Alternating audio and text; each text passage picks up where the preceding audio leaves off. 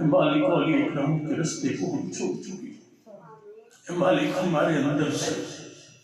بغض، حسد، انار، حرص و حوث اور لالچ کو ختم فرما دے، اے مالک انا اور خود نمائی کو ختم فرما دے، اے مالک پاک پروردگار ان جوانوں کو میری آہ سحر دے، ان شہین بچوں کو پھر بال کر دے، یا رب دل مسلم کو وہ زندہ تمنا دے جو روح کو تڑپا دے، جو قلب کو گرما دے، یا رب دل مسلم کو وہ زندہ تمنا دے جو روح کو تڑپا دے، جو قلب کو گرما دے۔ اے مالک تو قادر مطلق ہے، ہمارا ایمان ہے، اے مالک پاک پروردگار تو نے آسمانوں کو بغیر سوز میں کھڑا کیا، اے مالک تو نے پتھر سے اٹھنے کو پیدا فرمایا، اے خالق کائنات تو نے حضرت عزیر علیہ السلام کو 100 سال کے بعد زندگی عطا فرمائی، اے رب کائنات تو نے حضرت ابراہیم علیہ السلام کے لیے آگ کو گلزار بنا دیا، اے مالک ان کفار کی یود و غنود کی اسلام کے خلاف جو سازشیں ہیں مالک پاک پروردگار، اے مالک اس عرض پاکستان کے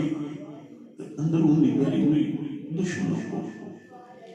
اسلام کے دشمنوں کو، اے مالک پاک پروردگار ان کے عزائم کو نیست و نابود کر دے، اے مالک تو ہماری ہر لمحے رہبری اور حضور کی توسط سے دستگیری فرما دے، اے خالق کائنات ہمیشہ اپنی پناہ میں رکھ، اے مالک پاک پروردگار مساجد، مدارس، خانقاہوں کی رونقوں کو بحال فرما، اور اے مالک جو اس کے لیے کاوش کر رہے ہیں دام میں در میں سکھ میں، اے مالک انہیں کسی کا محتاج نہ کر، حضور کے خزانوں سے عطا فرما، حضور غوث پاک کے خزانوں سے عطا فرما، اے مالک پاک پروردگار ان اللہ لا کل شیء قدیر رؤوف رحیم کریم، اے مالک اپنے رحم کرم اور فضل والا معاملہ فرما دے، الہی اول خیر آخر خیر، ظاہر خیر باطن خیر، سب کا بلا سب کی خیر، سدا بہار نہیں اس باغے تے کدے خلا نہ آوے، ہون فیض ہزاراں تائیں تے ہر بخار پھل کھاوے، وارث کارساز کے صدقے مرشد بے نیاز کے صدقے،